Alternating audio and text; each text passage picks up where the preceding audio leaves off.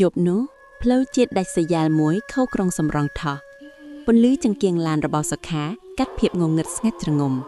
គ្មានមនុស្សម្នាក់គ្មានសញ្ញាជីវិតមានតែដើមឈើធំធំនិងវាលស្រែព័ទ្ធជុំវិញ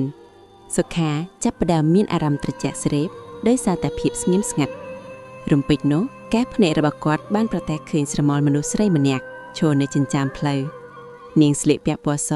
ឈរស្ងៀមដូចរូបសំណាកមុខមាត់មើលមិនច្បាស់ដែលទ្រេមេតាសុខាក៏បន្ថយល្បឿនបំរុងនឹងឈប់ដើម្បីជួយនាងប៉ុន្តែពេលគាត់ក្រឡេកមើលម្ដងទៀតនាងបានបាត់ខ្លួនទៅហើយសុខាចាប់ផ្ដើមភ័យខ្លាចគាត់ក៏ជន់ហ្គាបោកចេញទៅយ៉ាងលឿនពេលក្រឡេកមើលកញ្ចក់មើលក្រៃគាត់ស្រាប់តែឃើញស្រមោលពណ៌សនោះអង្គុយនៅកៅអីក្រោយឡាននាងកំពុងញញឹមដាស់គាត់ដោយមានភ្នែកពណ៌ក្រហមឆាក់